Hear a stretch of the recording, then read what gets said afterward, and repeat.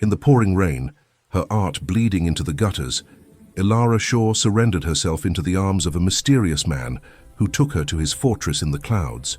Little did she know that the man, Damian Blackwood, wasn't just a stranger. He was the feared mafia boss who secretly ruled the entire city. If you love dark and intense romance stories, subscribe to the channel and join our family.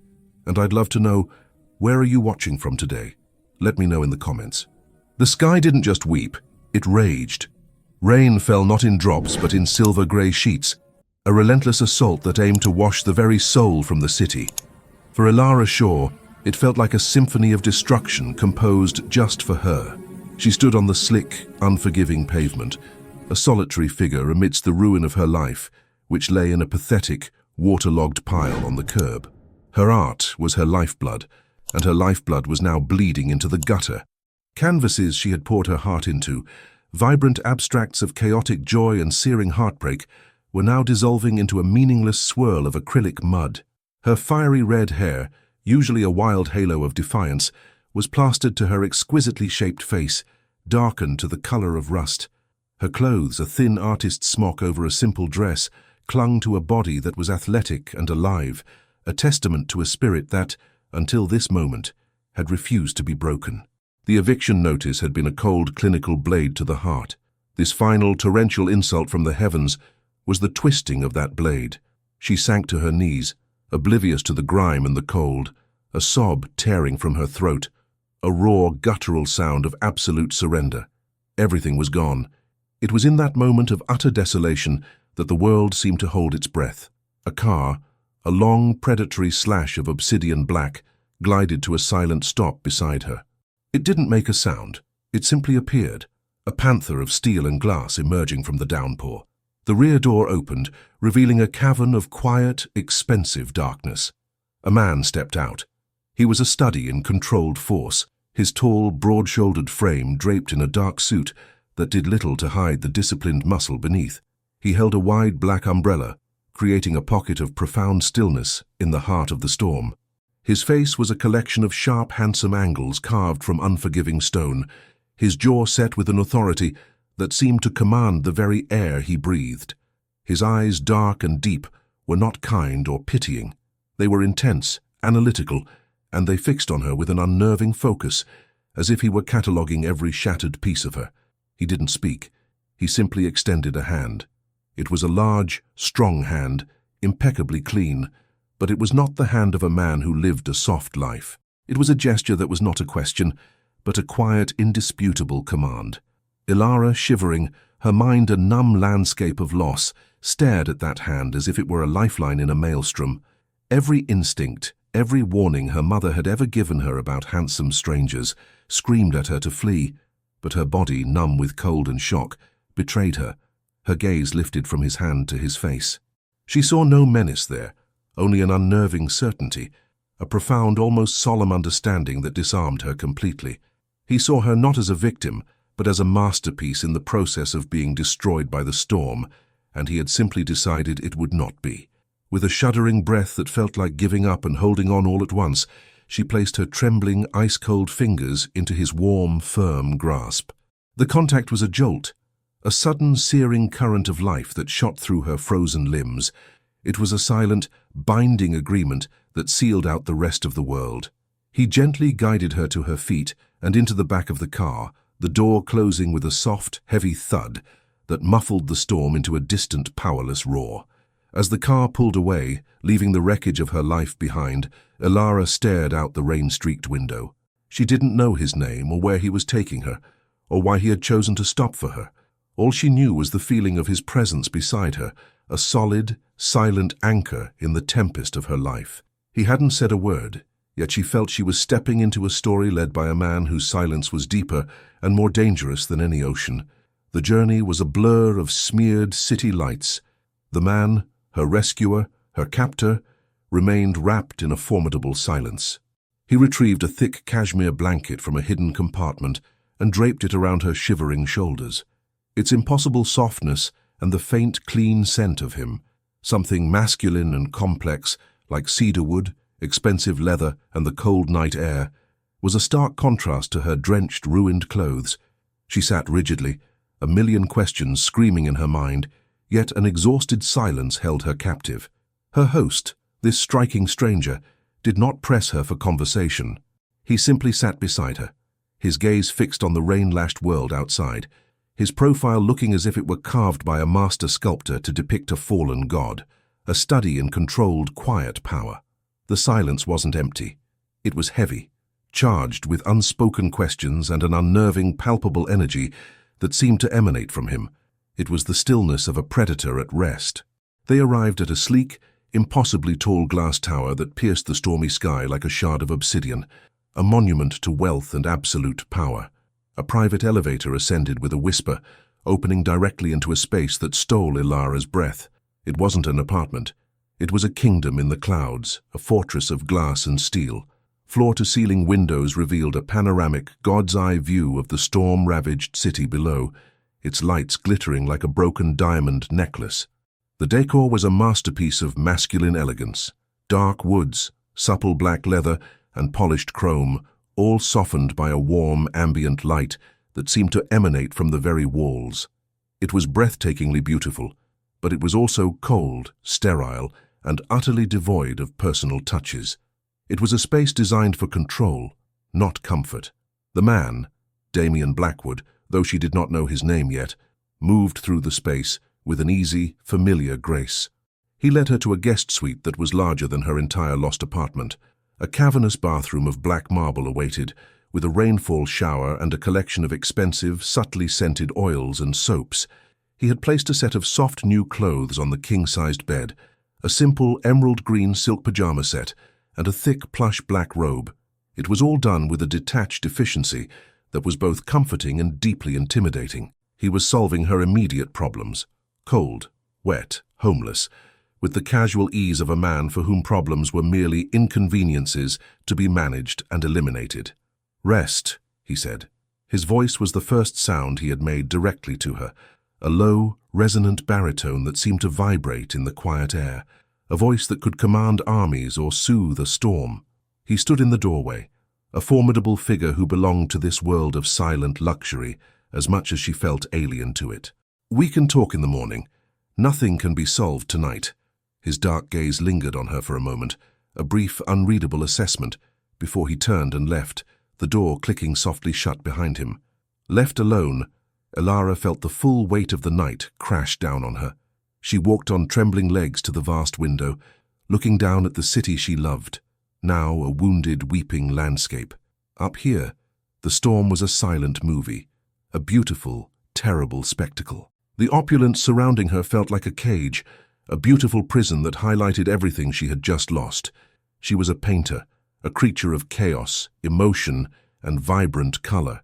This place was about order, silence, and a level of power she couldn't comprehend. The hot water of the shower felt like a benediction, washing away the filth of the flood, but not the chill that had settled deep in her bones. She slipped into the silk pajamas, the fabric a cool, sensual caress against her skin. The scent of him, faint but present on the new clothes, made her feel a pang of such profound dislocation it nearly brought her to her knees. She was wearing a stranger's clothes in a stranger's home, her own life a submerged memory. Who was this man, who could pluck a woman from a disaster and place her in a palace, all without a word of explanation? What did he want? She padded barefoot across the thick rug, the silence of the fortress amplifying the frantic beating of her own heart. She was safe, she was warm, she was dry, and she had never felt more lost in her entire life. She was a guest in a gilded cage, cared for by a silent, handsome warden whose motives were a complete mystery. The gratitude she felt was tangled with a deep, unsettling fear of the unknown, of the unspoken debt she was incurring with every breath she took in his rarefied air. She curled up in the center of the massive bed, the high thread-count linens feeling impossibly smooth against her skin. She pulled the plush robe tighter around herself, burying her face in the collar, and inhaled that scent again, cedar, leather, and something else, something uniquely him. It was the scent of power, of danger, and of the man who, for reasons she couldn't fathom, had chosen to rescue her from the rain. And as she drifted into an uneasy sleep, she knew with a certainty that was both terrifying and thrilling that the storm she had escaped outside was nothing compared to the one she had just walked into. Ilara awoke to the soft, sterile grey light of dawn. For a blissful, fleeting moment, she was adrift in a sea of impossible comfort, unaware of where she was. The bed was a cloud of high thread-count linens that felt like cool water against her skin, and the air was still and quiet, carrying the faint, clean scent of rain and something else, something distinctly masculine, like cedar and bergamot. Then the memories of the previous night rushed back in a sickening wave, the flood of rain, the ruin of her art, the imposing stranger, this impossibly luxurious fortress. She was a castaway on an island of staggering wealth, and her heart clenched with a familiar, fierce pride that chafed against her new reality. She found Damien in the vast, open-plan living area, standing before the wall of windows with a ceramic mug cradled in his hands. He was already dressed for war in a crisp, dark grey suit, though he wore no tie, the top button of his white shirt undone, revealing the strong column of his throat. He looked less like a phantom of the storm and more like what he truly was, a man of immense power and discipline, utterly at home in his sky-high fortress. The morning light caught the sharp, devastating lines of his jaw and the dark intensity of his hair, making him look like a piece of living, dangerous art. He turned as he sensed her presence, his dark eyes meeting hers with the same unnerving intensity as before. "Good morning," he said, his voice as calm and steady as the new day. "There's coffee. I wasn't sure how you took it." He gestured to a sleek chrome machine that looked more like a scientific instrument than a coffee maker. The simple domestic offer was so at odds with the sheer grandeur of the setting and the palpable danger emanating from the man himself that Ilara could only manage a small, hesitant nod. She felt painfully out of place in her borrowed silk pajamas, the emerald fabric clinging to the athletic curves of her body, her bare feet cold against the polished marble floor. He poured her a mug, his movements economical and precise, and handed it to her. As he did, their fingers brushed, a brief accidental contact that sent a surprising jolt of pure heat through her system. She saw his eyes flicker for a fraction of a second, his focus dropping to where their skin had touched, and she knew he had felt it too. "I've made some calls," he continued, turning his gaze back to the city below, as if the moment had never happened. "Your former building is a lost cause. The landlord was operating illegally. My people have persuaded him to forget your name." The words were delivered with a calm detachment that was both chilling and strangely merciful. There was no pity, only a cold statement of fact. He didn't just solve problems, he erased them. Ilara sank onto a plush black leather sofa, the warm mug a fragile anchor in the fresh storm of grief and fear that his words unleashed. It was one thing to see the water, it was another to hear the finality in his voice. He had not only confirmed her loss, but hinted at a world of influence and intimidation she couldn't begin to imagine. She had nothing, no home, no art, no security. She was utterly dependent on the kindness of this enigmatic man who spoke of ruin and persuasion as if they were line items on a balance sheet. A single tear escaped and traced a hot path down her cheek, and she hastily wiped it away, embarrassed to show such vulnerability in front of him. He didn't offer false platitudes. Instead, he sat in an armchair opposite her, the vast expanse of the room between them, and simply said, "You can stay here, for as long as you need." It wasn't offered with warmth, but with a quiet, indisputable logic that felt more like a decree than an invitation. He saw a problem, her homelessness, and he provided a solution. It was practical, generous, and it made her feel impossibly small, like a beautiful broken object he had acquired in the storm. She looked at him then, truly looked at him, trying to see past the expensive suit and the aura of untouchable authority. His dark eyes were watching her, not with judgment, but with an unwavering, analytical focus that felt like it was peeling back the layers of her soul. He was a puzzle she couldn't begin to solve, a man of staggering contradictions. He had saved her from the storm only to place her in a different kind of turmoil, one of obligation and a deep, unsettling attraction in a world so far removed from her own that it felt like another planet. The first few days in Damien's fortress passed in a strange, surreal haze. Ilara moved through the opulent rooms like a ghost, dwarfed by the high ceilings and the vast empty spaces. The silence was the most intimidating part. It was a dense, heavy silence, the kind that only true power can buy, insulated from the noise of the city below. It was broken only by the soft hum of the climate control or Damien's quiet, measured footsteps on the marble floors. He was a creature of routine and discipline, leaving early in the morning in a black car that seemed to materialize from the shadows, and returning late in the evening, his days shrouded in a mystery she didn't dare to probe. She spent her time navigating the awkward reality of her new existence. Damien had given her a credit card, a sliver of black metal with a staggering limit for essentials. The act of generosity felt more like a transaction, and it left a bitter taste of dependence in her mouth. She bought a few simple outfits, toiletries, and a new sketchbook, but the act of spending his money felt like a betrayal of her own fierce pride. The proximity between them was a constant, low-grade hum of sensual tension. They were two strangers sharing a home, orbiting each other in a careful, polite dance of avoidance. They would sometimes cross paths in the morning, a quiet exchange over coffee, his eyes always lingering on her for a moment too long. Or in the evening, a brief nod as he retreated to his home office, a room she saw as a sanctuary of secrets, its door always firmly closed. He never asked about her past, and she never asked about his present. One afternoon, desperate for an escape, for a sense of herself, she found an unused room at the far end of the penthouse. It was completely empty, save for a single black leather armchair, but one of its walls was a solid sheet of glass, offering a breathtaking, unobstructed view of the city skyline.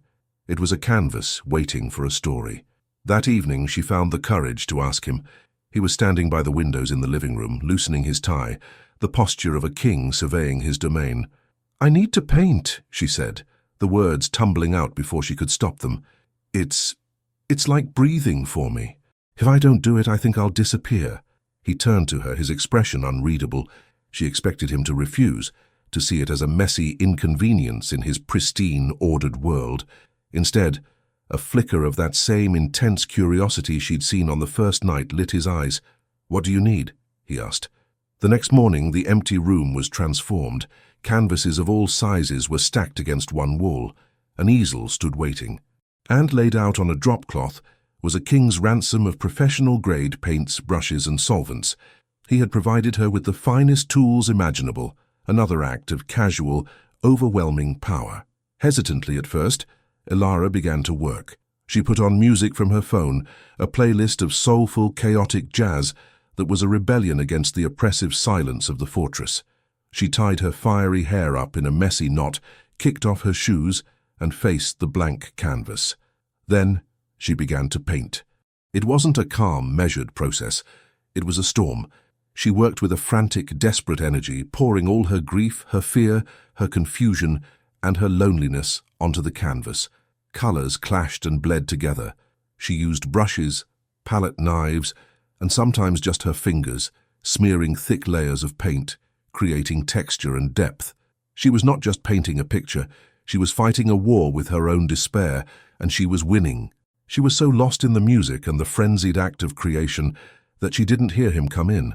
Damien arrived home to the unfamiliar sound of soulful, melancholic jazz echoing through his silent sanctuary. He followed the sound, his usual impassive expression tightening with curiosity. He stopped in the doorway of the empty room and froze. The scene before him was one of beautiful, brilliant chaos. Ilara, her back to him, was a whirlwind of motion. Her body, clad in a simple tank top and leggings that hugged her athletic form, swayed to the music. A smudge of cobalt blue decorated her cheek, and her arms were streaked with a rainbow of colors. The air was thick with the scent of turpentine and wet paint, a raw, earthy smell that was a stark contrast to the sterile air of his home. She was vibrant and alive, a splash of magnificent, untamed color in his monochromatic world. He had grown so accustomed to the silence, to the order, that he hadn't realized how empty his life was until this very moment. He watched, unseen, as she threw a slash of furious crimson onto the canvas, her entire body moving with the gesture, a dance of pure, unadulterated passion. And in that moment, he felt a primal, possessive instinct stir in the depths of his soul. He had rescued her body from the rain, but here, now, he was witnessing her soul, a fierce, untamable, creative fire. It was the most captivating thing he had ever seen. When the song ended, she stepped back from the canvas to study her work, her chest rising and falling with exertion. It was then that she sensed him. She turned, her eyes wide with surprise, a paintbrush held defensively in her hand. He hadn't moved. He was just watching her, his usually impassive face holding an expression of stark, unguarded astonishment. For the first time she saw a crack in his formidable armor, a flicker of something deeply human and vulnerable in his dark, unreadable eyes.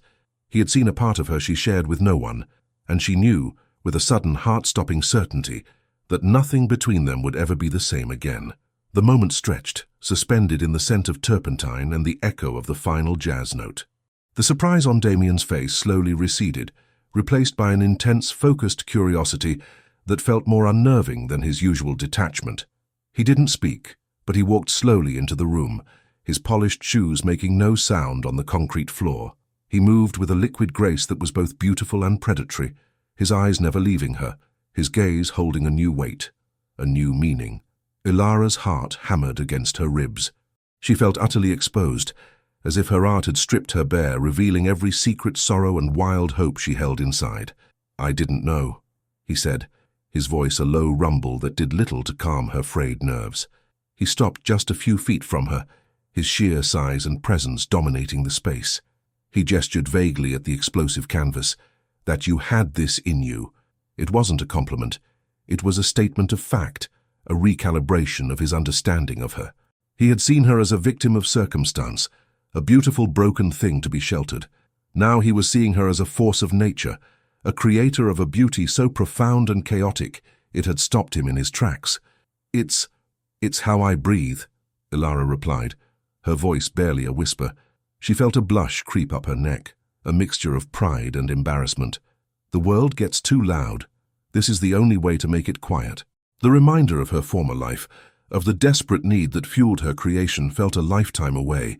Here, in this sterile, silent fortress, her art felt like an untamed wild thing, something emotional and messy and gloriously out of place. She suddenly felt the need to apologize for the intrusion, for filling his quiet sanctuary with her loud, heartfelt chaos. Instead of retreating back into his shell of polite distance, Damien surprised her. He moved closer, leaning a hand against the wall beside her, effectively caging her in. The heat from his body radiated towards her, and she could smell that intoxicating, masculine scent of him, clean, sharp, and dangerous. "Tell me about it," he said, a simple invitation that felt monumental. He wasn't dismissing her. He was, for the first time, asking to be let in. So, hesitantly at first, and then with a growing sense of release, she told him. She spoke of her passion for color, the thrill of transforming a blank surface into a window to another world, the dreams she had of one day seeing her work hang in a real gallery. As she spoke, she saw another crack appear in his controlled facade. He listened with an unnerving stillness, his dark gaze never leaving her face. He wasn't just hearing the words, he was absorbing them, and she felt a strange, thrilling power in holding the attention of this formidable man. She realized this man, who lived a life of such rigid order, was captivated by her world of chaotic emotion. It was as if she was speaking a foreign language he had never heard, but somehow instinctively understood. He was a man of shadows and silence, and she was a woman of light and color. The conversation shifted, and she found the courage to ask, "And you? What is it you do that affords all of this?" He didn't stiffen, but a subtle, almost imperceptible shudder fell over his eyes. "I manage logistics," he said, his voice smooth as polished steel. "I move things from one place to another. I solve problems." He spoke of the weight of responsibility, the demand for absolute control, the loneliness of making decisions that held immense consequences. He never mentioned his true profession, but Ilara got a sense of a life lived under immense pressure, a world where emotion was a liability. She saw a flicker of a deep, profound loneliness in his eyes, a loneliness that mirrored her own, and her heart gave an unexpected, painful lurch of empathy. He was a man trapped in his own gilded fortress, and she felt a sudden, inexplicable urge to reach out and set him free. The following evening, the delicate truce of their new understanding was tested. Driven by a restless energy and a deep-seated need to contribute something to the household that wasn't paid for by his limitless black card, Ilara decided to cook. She had found a surprisingly well-stocked pantry and refrigerator, filled with gourmet ingredients that spoke of a life catered to, not lived in. She chose to make a simple, rustic pasta dish from a recipe her grandmother had taught her, something that smelled of garlic, basil, and home. The kitchen, a sleek and sterile expanse of stainless steel and black marble, soon filled with the warm, chaotic aromas of her cooking. It was a stark contrast to the usual quiet, scentless air of the penthouse. She put on some soft jazz, the music a gentle rebellion against the oppressive silence. For the first time since she had arrived, a corner of this vast, intimidating space began to feel like hers. She was creating something, infusing the cold, modern space with a bit of her own warmth. Damien arrived home to the unfamiliar sounds and smells. He stopped in the doorway of the kitchen, his expression unreadable as he took in the scene. Ilara, her fiery hair messily tied up, a dusting of flour on her cheek, swaying slightly to the music as she stirred a bubbling pot of tomato sauce. She looked vibrant and beautifully, breathtakingly alive, a splash of brilliant color against his monochromatic world. He had grown so accustomed to the silence, he hadn't realized how empty it was until this very moment. "I hope you don't mind," she said, her voice a little breathless as she turned to face him. "I wanted to thank you for everything." She gestured vaguely with the sauce-covered spoon, a small endearing smile playing on her lips. She was offering him a simple home-cooked meal, a peasant's feast in a king's palace, and she was suddenly terrified he would see it as a paltry, meaningless gesture. He surprised her again. A slow, genuine smile touched his lips, a rare event that transformed his severe, handsome features, making him look younger, more approachable, and lethally charming. "It smells incredible," he said, his voice softer than she'd ever heard it. He shed his suit jacket, tossing it over a chair with uncharacteristic carelessness, and rolled up the sleeves of his crisp white shirt, revealing strong, capable forearms dusted with fine, dark hair. "Can I help?" The question hung in the air, another monumental offering from this man of quiet control. They worked together in the confined space behind the kitchen island, a universe away from the formal distance they usually maintained. Their bodies brushed against each other as they moved, sending little shocks of electricity through Ilara's skin. She was acutely aware of his height, of the clean, masculine scent of him, of the way his large, steady hands looked as he chopped vegetables with surprising skill. The air grew thick with more than just the steam from the pasta. It was charged with an unspoken, palpable chemistry that left her breathless and dizzy. They ate not at the massive formal dining table, but at the small breakfast bar, the city lights twinkling below them like a fallen constellation. The conversation was easy, flowing, stripped of the polite armor they usually wore. In that moment of shared, simple intimacy, surrounded by the aroma of garlic and basil, Ilara felt a dangerous, terrifying flutter in her chest. She was starting to feel at home here, and she knew that could only lead to a broken heart. A few nights later, the lingering trauma of her eviction resurfaced. She dreamt she was back on the street, the water rising around her, cold and suffocating. Her canvases dissolved into pulp in her hands, the colors bleeding away into nothing. The menacing, murky water filled her lungs, choking the very breath, the very life from her body. She awoke with a strangled gasp, sitting bolt upright in bed, her body trembling, the emerald silk pajamas clinging to her skin with cold sweat. The phantom sensation of drowning was so real she could barely breathe. The scream that had escaped her was little more than a choked whisper, but in the profound silence of the penthouse it was as loud as a siren. A moment later, a soft knock came at her door, followed by Damien's low, concerned voice. "Ilara, are you all right?" He didn't wait for a response, but opened the door slowly, stepping into the darkness of her room. He was a tall, broad silhouette against the ambient light from the hallway, dressed in a simple black t-shirt and dark pajama pants. The casual clothes did nothing to diminish his power. Instead, they showcased the raw, athletic lines of his body, the disciplined muscle in his shoulders and arms. He looked less like a king and more like a dangerous predator in its den. She couldn't speak, could only wrap her arms around herself, trying to stop the violent shivering. He didn't turn on the light, for which she was grateful. Instead, he moved quietly to the side of the bed and sat on the edge, maintaining a respectful distance, yet his presence was a solid, calming weight in the tumultuous darkness. "A nightmare?" he asked gently, his voice a soothing balm on her raw nerves. She could only nod, her throat tight with unshed tears. He didn't offer empty platitudes. Instead, he just sat with her in the quiet, his stillness a powerful anchor against the storm raging inside her. After a long moment, his hand moved, and he gently took her trembling hand in his. His touch was warm and firm, a steady point of contact in the swirling chaos of her fear. He began to speak, his voice low and steady, a hypnotic cadence that drew her in. He didn't talk about the dream. He talked about the city below them, describing the endless stream of headlights on the expressways, the silent, sleeping lives in the buildings all around them.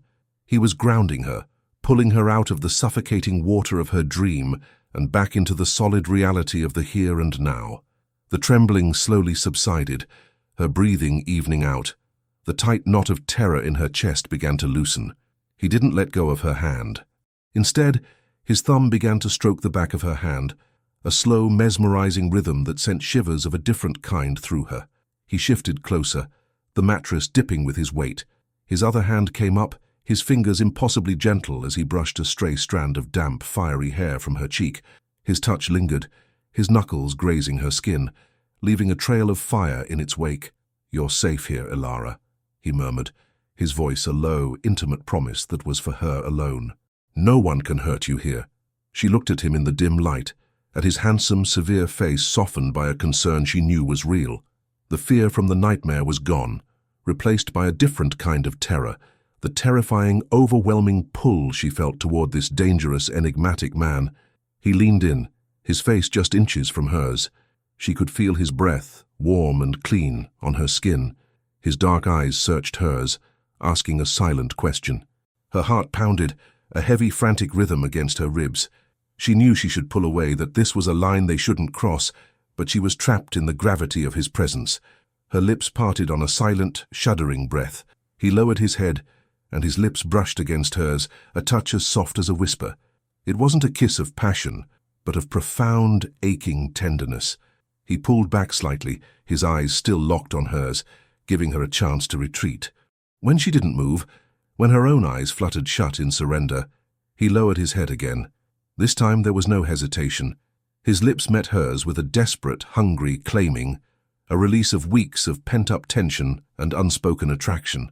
His hand moved from her cheek to the back of her neck, his fingers tangling in her hair as he pulled her closer, deepening the kiss, staking his claim with a possessive heat that melted the last of her resistance. Ilara melted against him, her hands coming up to grip his strong shoulders as she returned the kiss with an equal, unrestrained fervor. It was a kiss of collision, of his darkness and her light, of his silence and her art, of two lonely souls finally crashing into one another in the heart of a storm. And as his tongue traced the seam of her lips, a silent, seductive request for entry, she knew she was utterly, irrevocably lost. When they finally broke apart, breathless and trembling, they simply stared at each other in the dim, ambient light of the bedroom. The air crackled between them, thick with the aftershock of the kiss. Ilara's lips tingled, her entire body humming with a strange new energy, a fire that had been ignited in the depths of her soul. Damien's dark eyes, usually so guarded and impenetrable, were wide with a raw, undisguised vulnerability that mirrored her own. The fortress of control he had so carefully built around himself had been breached, and he seemed just as stunned by it as she was. He started, his voice rougher, deeper than usual, then stopped. The man who moved things and solved problems, who commanded silent armies with a glance, was rendered speechless. Ilara saw his struggle, the internal war between his ingrained discipline and the overwhelming tide of emotion he was clearly feeling. This powerful, enigmatic man was just as lost in this uncharted territory as she was. Instead of speaking, he reached for her again, more gently this time. His large hands framed her face, his thumbs stroking her cheekbones with a reverence that made her heart ache.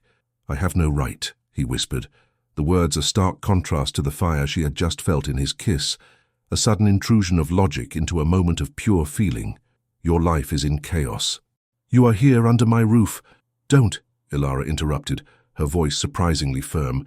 She placed her hands over his, pressing his palms more firmly against her skin, a silent plea for him to stay in the moment with her. "Don't analyze this. Not now." She looked directly into his eyes, willing him to see past the circumstances of their meeting. "What just happened? It had nothing to do with gratitude, and you know it." Her directness seemed to shatter his hesitation. A look of profound relief washed over his severe features. "I know," he admitted, his voice a low, intense confession. He confessed that from the moment he had seen her creating in the empty room, a whirlwind of color and life, something inside him had shifted. He had spent his life surrounded by people who wanted something from him, his money, his influence. But she, with her fierce pride and her soulful art, had wanted nothing but to breathe, to create. And in seeing her true, untamed self, he had begun to feel seen for the first time. It was a confession that mirrored her own feelings so perfectly it left her breathless. He wasn't just a savior. He was a man with his own deep-seated loneliness, a man just as lost as she was, albeit in a different kind of storm. The chasm between their worlds, which had once seemed so vast, suddenly felt insignificant in the face of the powerful, elemental connection they shared. He leaned in and kissed her again, a slow, deep kiss that was not a collision but an exploration. It was a promise of shared secrets and a future steeped in a danger she couldn't yet comprehend. The days that followed were a dreamlike blur of discovery. The polite distance was gone, replaced by easy touches, lingering glances, and conversations that stretched late into the night. The vast, sterile penthouse began to feel smaller, filled with a warmth and life it had never known. Ilara discovered the man behind the imposing facade, a man with a dry, wicked sense of humor and a surprising passion for classic films. Damien, in turn, was utterly captivated by Ilara. He found himself rushing home from his mysterious, high-pressure job, eager to see the new chaotic masterpiece taking shape on her canvas or to hear the sound of her laughter echoing in the halls. Their passion was a quiet, constant flame. While they moved slowly, the sensual tension was always there, a current running just beneath the surface. It was in the way his hand would linger on the small of her back as he passed her in the kitchen, a possessive, grounding touch. It was in the way she would bite her lip when she caught him watching her paint, his dark eyes filled with a raw hunger that had nothing to do with art. It was in the deep, soulful kisses they shared, filled with the promise of a deeper intimacy to come. One morning, Damien announced in his typical matter-of-fact way that they were going out. "You can't live in borrowed silk," he stated, his gaze sweeping over her in a way that was both appreciative and proprietary. "You need things that are yours." A small step toward rebuilding. The logic was sound, but the thought of him accompanying her, of him watching her pick out the mundane necessities of life, was daunting. He took her not to a sprawling mall, but to a quiet, discreet street, lined with elegant, exclusive boutiques. It was a world she had only ever glimpsed from the outside. At first, she felt like an imposter, painfully aware of her empty bank account. She picked at simple, inexpensive items, her choices dictated by a lifetime of budgeting and a fierce pride that chafed at accepting his charity. Damien watched her, a silent, observant presence. He saw her hesitation, the way she checked the price tags with a worried frown, the way she put back a beautiful, deep red cashmere sweater after a moment's longing touch. Then, with a quiet word to a sales assistant, he took control. He wasn't buying her frivolous, extravagant things. He chose items of quality and timeless elegance.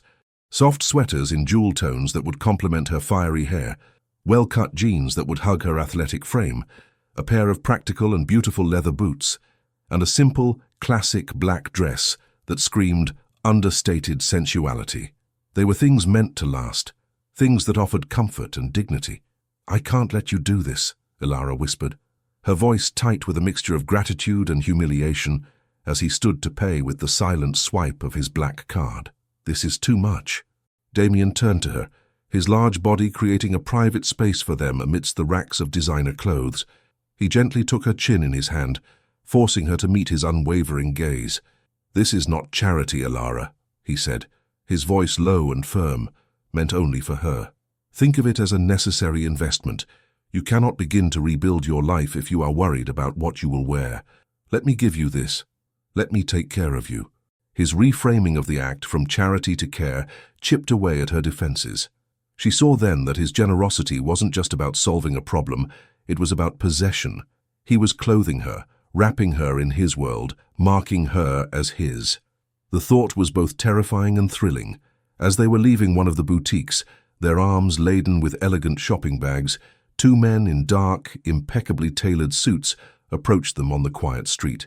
They were both well built, with hard faces and eyes that saw everything. Ilara instinctively tensed, but they paid her no mind. Their focus was entirely on Damien. "Mr. Blackwood," the first man said, his voice respectful but devoid of warmth. "The shipments from the east are secure, but we have a problem with the competition at the docks." Ilara felt the atmosphere shift, the air growing instantly colder. Damien's entire demeanor changed. The warmth and indulgent patience he had shown her vanished, replaced by a chilling stillness. He became the man from the first night, the predator, the king. "What kind of problem?" Damien's voice was soft, almost a whisper, yet it held a note of such lethal command that Ilara felt a shiver of fear trace its way down her spine. "They're not respecting the new territory lines," the second man said, his eyes flicking nervously around the street. "They got bold, hit one of our trucks." Damien was silent for a long moment. He looked from one man to the other, his dark eyes seeming to strip them down to their souls. When he spoke again, his voice was pure ice. "Then you will remind them. Make sure the message is not only heard, but felt. I want this handled by tonight. I do not like loose ends." "Yes, sir," they both murmured, their deference absolute.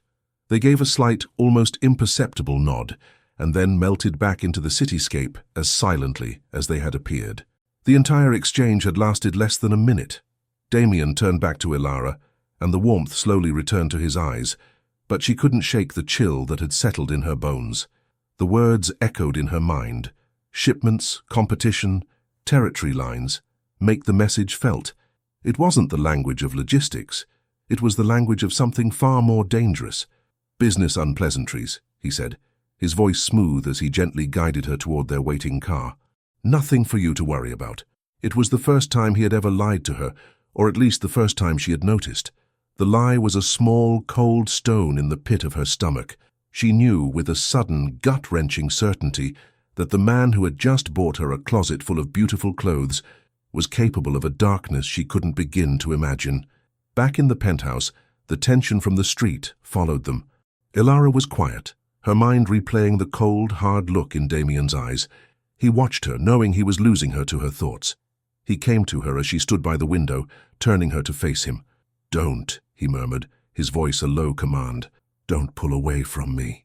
He lowered his head and kissed her, a deep, possessive kiss meant to erase the memory of the men on the street, to reclaim her attention completely. He unzipped the bag containing the black dress and let it fall to the floor. He lifted the dress, his eyes burning into hers. "Put this on," he commanded softly. "For me." Dazed, she did as he asked, changing in her room and returning to the living area. The dress fit her as if it were a second skin, the classic lines hugging her curves, the dark fabric a stark contrast to her pale skin and fiery hair. Damien's breath hitched when he saw her. He came to her, his hands tracing the lines of her body over the soft fabric, from her shoulders down to the curve of her hips. "Mine," he whispered, the word a possessive, guttural claim against her ear. He kissed her again, a slow, drugging kiss that melted the fear and doubt from her mind, replacing it with a burning, desperate need. His lips left hers, trailing a path of fire down her throat, to the hollow at the base of her neck where her pulse hammered against his mouth. His hands slid down her back, pressing her body tightly against his, letting her feel the hard evidence of his desire. He lifted her effortlessly into his arms and carried her to the plush leather sofa, laying her down as if she were a precious offering. He knelt before her, his dark eyes worshipping her. He didn't remove the dress. Instead, he slowly, deliberately began to trace a line of hot, open-mouthed kisses from her knee, up the length of her thigh, his hand smoothing the fabric ahead of his mouth. The dress was a barrier, but it only heightened the excruciating, sensual torment. He paused when he reached the apex of her thighs, his gaze locking with hers, his eyes dark with a promise of the pleasures to come. Then, with a possessiveness that left her breathless, he lowered his head and continued his devastating path, his kisses trailing from her hip over the curve of her stomach to the sensitive skin just below her navel. Ilara cried out, her hands fisting in his hair, her body arching off the sofa.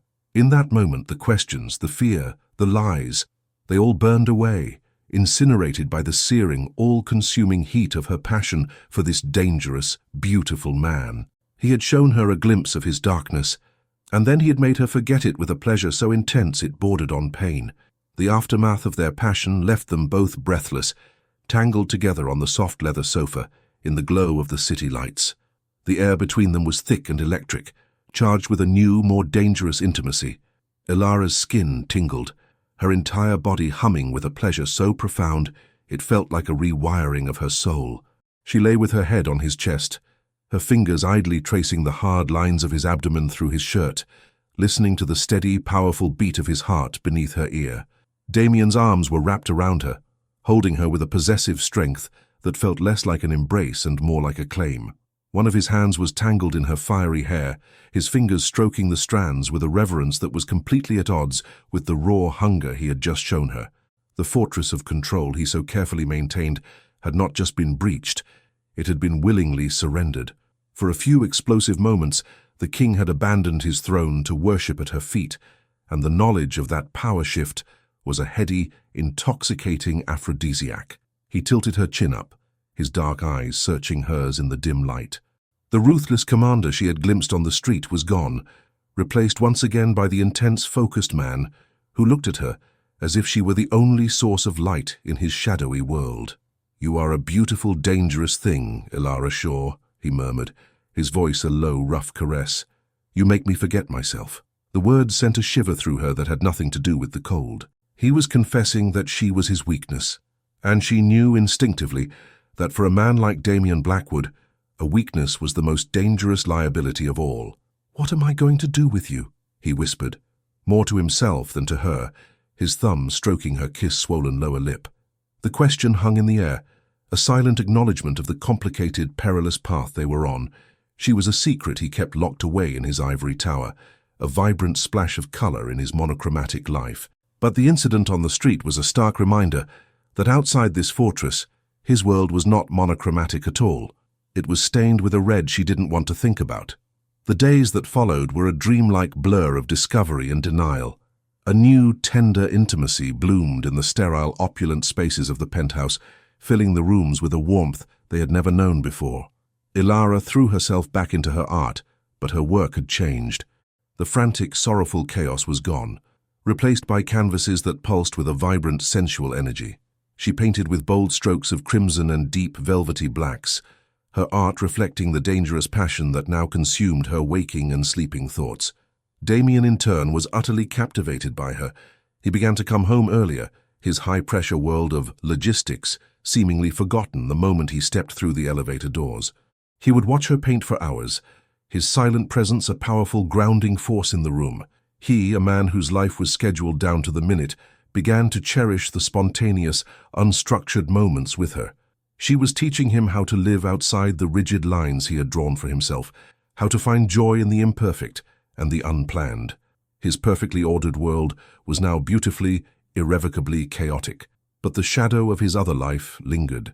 She saw it in the way he would occasionally take a phone call in his office, the door clicking shut, his voice dropping to a low, indecipherable murmur. She saw it in the way a black car identical to his would sometimes be parked across the street from the tower, its occupants watching, waiting, guarding. She saw it in the hardness that would flicker in his eyes when he thought she wasn't looking, a glimpse of the lethal man he was when he wasn't with her. She knew with a growing sense of unease that she was living in a gilded cage, blissfully unaware of the true nature of the man who held the key. He had shown her a world of pleasure and protection, but he had hidden the price. She was in love with Damien, the man who had rescued her, the man who made her feel cherished and alive. She was terrified to learn the full truth about Mr. Blackwood. The first hint of that truth came unexpectedly. He had to work from home one Saturday, and Ilara found herself trying to be quiet, respectful of the intense focus he brought to his tasks. She brought him a cup of coffee in his home office, a room she had rarely entered. It was as imposing as the rest of the penthouse, lined with shelves of thick, leather-bound books that she now suspected were not for decoration. His desk was a wide expanse of polished mahogany, covered in neat stacks of documents. As she set the coffee down, her eyes fell upon a satellite map spread across the desk. It was a detailed layout of the city's shipping ports, marked with sharp, decisive lines in red ink. She saw arrows indicating routes, circles around specific warehouses, and names of shipping companies she recognized from the news. companies rumored to have deep, long-standing ties to organized crime. And in the corner of the map, a name scrawled in Damien's sharp, decisive handwriting: the Falcone problem. The Falcones. The name was legendary in the city's underworld. They were the old guard, a ruthless crime family that had controlled the docks for generations. They were violent, unpredictable, and notoriously resistant to any challenges to their authority. "Planning a vacation?" Ilara asked, her voice carefully light, a desperate attempt to feign ignorance. Damien looked up, his focus broken. He saw where her gaze had landed, and for a fraction of a second his expression was cold, hard and dangerous. It was the same look she had seen on the street. He quickly masked it, his features softening as he looked at her. "Just expanding the business," he said, his voice smooth and dismissive. He reached out, his hand covering hers on the desk. "Something you don't need to trouble your beautiful mind with." The condescension in his tone, meant to be protective, felt like a slap. He was deliberately shutting her out, treating her like a child who couldn't be trusted with adult matters. The lie, so casual and effortless, was a confirmation of her deepest fears. His world and hers were not just separate. They were never meant to intersect. She pulled her hand away, the warmth from his touch instantly gone, replaced by a chilling cold. "Right," she said, her voice flat. "Just logistics." She backed away from the office door slowly, her heart pounding in her chest. He wasn't just a businessman with questionable associates. He was at war. He was at war with the Falcones, the most dangerous family in the city. The competition his men had mentioned was not some rival company. It was a rival crime syndicate. The man who held her in the dark after a nightmare, the man who made love to her with such devastating tenderness, was a player in a deadly game. The protective hero who had saved her from the rain was also a man who gave orders that got people hurt or worse. The contradiction was staggering, and it settled in her soul like a shard of ice. She felt like a fool, a naive girl who had fallen for a dark fairy tale. She had been so captivated by the beauty of the beast that she had forgotten he was, in fact, a beast. That night, she couldn't sleep.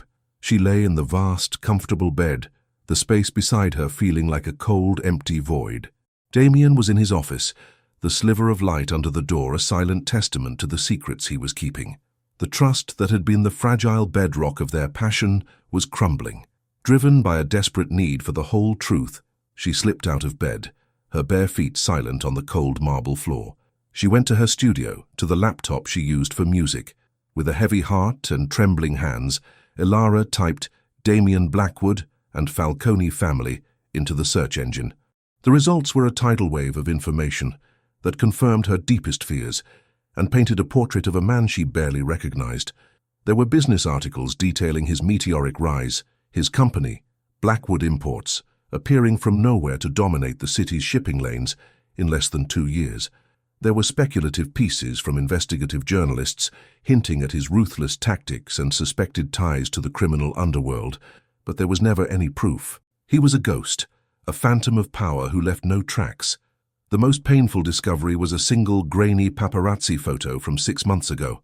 It showed Damien leaving a courthouse, his face a mask of cold fury. Beside him, her face pale and tear-streaked, was a stunningly beautiful, elegant brunette. The caption read, "Logistics tycoon Damien Blackwood leaves the courthouse after the preliminary hearing for his younger brother, Julian Blackwood, charged with the murder of Marco Falcone, youngest son of crime boss Don Enzo Falcone." Charges were later dropped due to lack of evidence. Ilara stared at the screen, the words blurring through a sudden film of tears. Julian Blackwood, a brother, a murder charge, a Falcone. This wasn't just business. This was a blood feud. Just then she heard his footsteps approaching. She quickly closed the laptop, her face pale, her heart a cold, heavy stone in her chest. He appeared in the doorway of her studio, his tie loosened, his expression tired from a long night, but it softened into a warm, gentle smile when he saw her. "There you are," he said, his voice filled with an affection that now felt like a poisonous lie. He moved to kiss her, but she instinctively turned her head, and his lips met her cold cheek. He froze, sensing the sudden glacial shift in the atmosphere. "Ilara, what is it?" he asked, his smile vanishing, replaced by a look of deep concern. She couldn't speak. She could only look at him, at the man she loved, who was also a complete and total stranger. She had been sharing her bed, her body and her heart with a man at the center of a mafia war. The intimacy they had shared now felt like a grotesque violation. The trust was not just broken, it had been shattered into a million pieces. Taking a deep, shaky breath, Ilara turned to face him, the closed laptop on her work table, a silent accuser between them. "I know who you are, Damien," she said, her voice quiet but steady, betraying none of the cataclysmic turmoil raging inside her. "Or rather, I know what you are. The man who goes to war with the Falcone family," she said, the name a bitter, foreign thing on her tongue. She saw him flinch, his formidable composure finally cracking. A look of profound regret, mixed with a chilling flicker of something that looked like trapped fury, crossed his handsome face. "Ilara, let me explain," he began, taking a step toward her, his hands outstretched in a placating gesture. She held up a hand, stopping him in his tracks. The gesture was a mirror of his own from the first night, a quiet, indisputable command. "Explain what?" she asked, the hurt finally bleeding into her voice, raw and sharp. "Explain why you lied to me? Explain that your logistics business involves murder charges and blood feuds? Did you think I was too simple to understand? Or did you just get a thrill from keeping your pretty little artist in a gilded cage, completely ignorant of the monster she was sleeping with?" The questions tumbled out, each one laced with the pain of her shattered naivety and his profound deception. "No," he said, his voice raw with an emotion she had never heard from him before. "It was never about that. It was the opposite." He looked desperate, his usual godlike control completely gone. "My entire life has been this. The violence, the name, the expectations. It's a prison, Ilara. I am not a person to the world. I am a weapon, an heir, an institution. The night I found you, you were the first real thing I had touched in years. You were life. You were creation. And you looked at me like I was just a man." He explained that he had been so captivated by her spirit, by her lack of pretense, that he had been terrified to shatter that by revealing the crushing weight of his reality. "I wanted to protect you from it," he pleaded, his voice cracking with a vulnerability she never thought possible. "I wanted to keep this part of my life, you, clean, untouched by the filth. I was a coward. I was afraid that the moment you knew the truth of what I am, you would look at me with fear and disgust, that you would leave." His confession, so raw and honest, should have chipped away at the icy wall of her anger, but the hurt was too deep, the deception too vast. "So you chose to deceive me instead?" she countered, her voice trembling. "You built this beautiful thing between us on a foundation of lies and blood. How can I trust anything now? How do I know that this isn't just another part of your carefully controlled, compartmentalized life? The part where you get to play at being a normal man with a normal girl before you go back to your real world of violence and death." The argument was raw, painful, and stripped them both bare. She hurled her insecurities at him, and he countered with the crushing weight of his inherited damnation. They were two people from opposite ends of the moral universe who had found a common ground, only to have the realities of their worlds tear it apart. The love between them was undeniable, a powerful magnetic force in the room, but the breach of trust felt like a fatal wound. Finally, exhausted and heartbroken, Ilara knew what she had to do. "I can't be here," she whispered, tears finally streaming down her face, tracing clean paths through the smudges of charcoal on her cheeks. "I can't be your clean place, Damien. I can't be the secret you keep to make yourself feel human, and I can't live in a world where the man I'm sleeping with is at the center of a mafia war." The words hung in the air, a devastating final blow. She turned and walked toward the bedroom, the room that had been her sanctuary, to pack the few things that were actually hers. He didn't try to stop her but stood frozen, the picture of a king who had just lost the only part of his kingdom that had ever mattered. Packing was a swift, brutal affair. The beautiful clothes Damien had bought for her felt like a costume she could no longer wear. She left them folded neatly on the bed, taking only the simple outfits she had purchased herself, her sketchbook, and a small unfinished canvas she had started, a portrait of a man with storm-dark eyes. Each item was a painful reminder of the dark fairy tale that had just ended. When she emerged from the room with a small bag, Damien was still standing in the same spot, his face a mask of pale, hollow despair. He looked at the bag in her hand, and the reality of what was happening seemed to finally hit him with its full devastating force. "Where will you go?" he asked, his voice hoarse. It was a practical question from a man who always thought in terms of solutions, but it was laced with a deep, personal agony. "I'll figure it out," she replied, her voice cold, though it was taking every ounce of her strength not to break down. "I always have." She walked toward the elevator, the private entrance that had once seemed so magical now feeling like the escape hatch from a beautiful, dangerous prison. "Ilara, don't do this," he pleaded, finally moving, crossing the vast room in a few long strides to stand before her, blocking her path. "We can fix this. I'll do anything. I'll get out. I'll walk away from all of it. Just please, don't leave me alone in the dark." The desperation in his voice was a knife in her heart. This powerful, controlled man, this killer, was begging, stripped of all his pride and authority.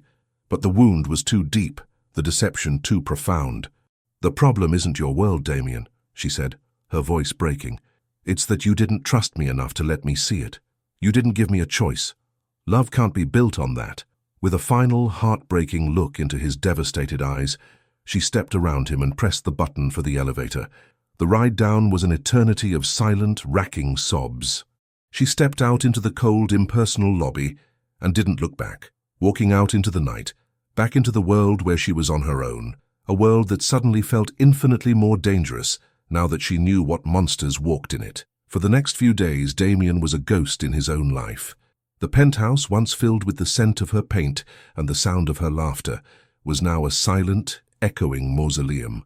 Every room held a memory of her. Her unfinished canvases in the studio were like accusations. Her scent lingered on a pillow in the bed they had never shared. Her absence was a physical presence, a gaping wound in the heart of his perfect, empty life. He had built a fortress to keep the world out, and in doing so, he had pushed out the only person who had ever made it feel like a home. Ilara, meanwhile, found refuge on the couch of a friend from her old life. The city, which she had once painted with such love, now felt menacing. Every black car that passed seemed to hold a threat. Every headline about crime in the city made her stomach clench with fear. She threw herself into her art, but the vibrant, sensual colors were gone. Her canvases were now filled with shadows, with dark, stormy palettes that mirrored the state of her soul. She was channeling her pain into her art, the only way she knew how to survive. But every night when she was alone with her thoughts, the ache of Damien's absence was a constant throbbing pain. She missed the man, not the monster. She missed the quiet safety of his presence, the surprising tenderness in his touch, the way he looked at her as if she were a miracle. She had run from his darkness, but she couldn't outrun the truth of her own heart. She was still completely, hopelessly in love with him. She had chosen her principles over her passion, and the loneliness of that choice was a bitter pill to swallow. He realized, standing alone in his silent penthouse, that all his power and wealth meant nothing. He could command the city's underworld, make men disappear and shift fortunes with a single phone call, but he couldn't have the one thing he truly wanted, her. He couldn't undo the lie. He couldn't wash the blood from his hands or his name. The breaking point came a week later. It was raining again, a soft, steady drizzle that mirrored the melancholy in Damien's soul. He was sitting in the dark, staring at the empty easel in her studio. He had spent the past week in a state of numb, functional misery, going through the motions of his high-powered, violent life, his focus shattered, his judgment clouded by the constant, aching memory of Ilara. He had respected her need for space, but his restraint was eroding. He finally admitted the truth to himself. His fear of her leaving hadn't been about protecting her. It had been about his own shame. His deception wasn't a betrayal of her trust, but a betrayal of his own desperate hope that he could be someone else with her, a better man. And in trying to protect himself from her judgment, he had created the very reality he feared. He had lost her. He would not let that be the end of their story. He grabbed his keys and jacket, a man on a mission, driven by a clarity he hadn't felt in days. He knew what he had to do. He couldn't erase who he was, but he could change what he did with his power. He made a single phone call, his voice cold, precise, and absolute. He was setting a new plan in motion. Then he drove. He didn't go to her friend's apartment. He went to the only place in the city that felt like neutral ground, a place of transient beauty and quiet contemplation, the city's Grand Art Museum. He walked through the hallowed halls, his imposing, dangerous presence a stark contrast to the serene masterpieces on the walls. He stopped in the modern wing, a place of chaotic color and raw emotion, a place that reminded him of her. He sent her a single text message, a simple, non-negotiable summons. "Meet me, Modern Wing North Gallery, in 1 hour, please." Ilara's phone buzzed on the cluttered coffee table of her friend's apartment. She saw his name, and her heart stopped. Every instinct screamed at her to ignore it, to delete it, to block his number and erase him from her life. But she couldn't. The single, polite please was more commanding than any order he had ever given. With a sense of dread and a sliver of terrifying hope, she knew she had to go. She had to hear the end of the story. The air in the North Gallery was cool and still, smelling of old stone and polished wood. Ilara walked through the vast white-walled space, her footsteps echoing softly on the floor. The gallery was filled with modern masterpieces, chaotic explosions of color, raw sculptures of twisted metal, art that screamed with emotion. It was her language, her world, and standing in the center of it all, a figure of stark, dark contrast, was Damien. He was looking at a massive, abstract painting, a canvas of furious, vibrant reds and deep, sorrowful blues that looked like a storm-tossed sunset. He wasn't just looking at it, he was studying it, his expression one of profound, focused concentration, as if he were trying to decipher a map to another universe. He wore a simple dark sweater and trousers, no suit, no armor. He looked younger, more vulnerable, yet the dangerous power he possessed was still there, a low hum of energy beneath the surface. He turned as she approached, his dark eyes meeting hers. The desperation she had seen the night she left was gone, replaced by a calm, solemn resolve that was somehow even more powerful. "Thank you for coming," he said, his voice quiet, respectful. "Why here, Damien?" she asked, her voice trembling slightly. "Why did you bring me to a place like this?" "Because this is your world," he answered, his gaze sweeping across the vibrant, emotional art. "It's about creation, beauty, passion, everything my world is not. And I needed to be here to tell you what I have to say." He took a step closer but did not touch her, maintaining a careful distance. "You were right," he said, the words clear and unflinching. "I was a coward. I hid myself from you, and that was a betrayal I can never take back. I can only try to atone for it." He continued, his voice low and steady, laying his soul bare for her in the quiet of the gallery. "I cannot change who I am, Ilara. My name is my name. The sins of my father are now my own. This war with the Falconi, it started before I was born. It is my inheritance. I cannot walk away from it, because to do so would mean the death of everyone I am sworn to protect." The brutal honesty was a stark contrast to his previous evasions. He was not making excuses. He was stating facts. "But I can change what my power is for," he said, his eyes burning with a fierce intensity. "These last few days without you, they have been a revelation. My world, my power, my name, it is all just a silent, empty room without you in it. You are the creator. I have only ever been a destroyer, a manager of chaos. I want to build something. With you." He reached into his pocket and pulled out not a key, but a folded legal document. "I can't offer you a simple life," he said, his voice thick with emotion. "I can't wash the blood from my name.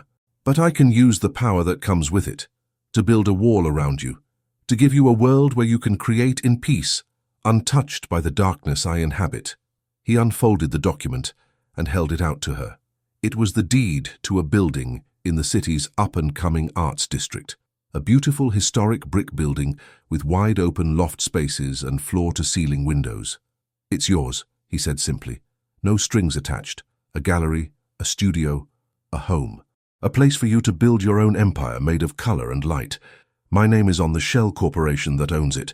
My men will guard it from the shadows, and no one will ever know the connection. You will be safe there, Ilara.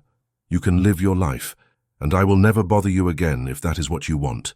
Ilara stared at the deed, her vision blurring with tears. He wasn't trying to buy her back.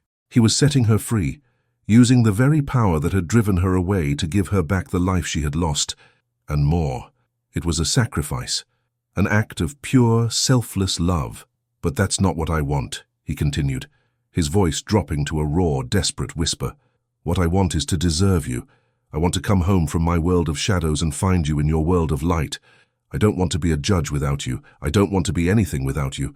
I love you, Ilara. Not as a secret, not as an escape. I love all of you, and I want to build a real life with you no matter how messy or public or complicated it gets. The rain had begun to fall outside, a soft, steady drizzle against the high glass ceiling of the museum, just as it had on the night they met. But this time it wasn't a storm of loss. It was a promise of renewal. She looked from the deed in her hand to the desperate, hopeful, loving face of the man before her. Not the mafia boss, not the tycoon, but Damien, her Damien.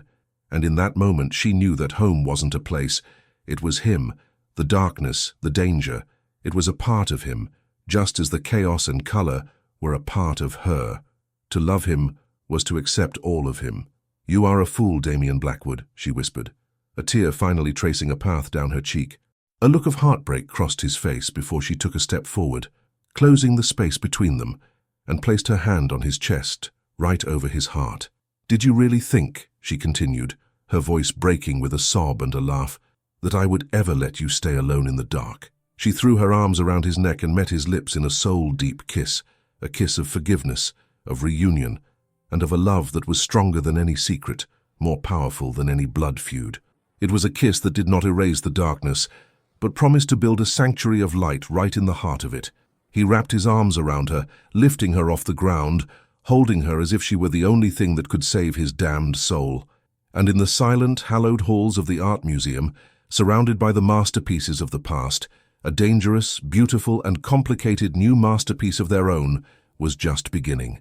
If this story touched you, don't leave without subscribing. Your support means everything.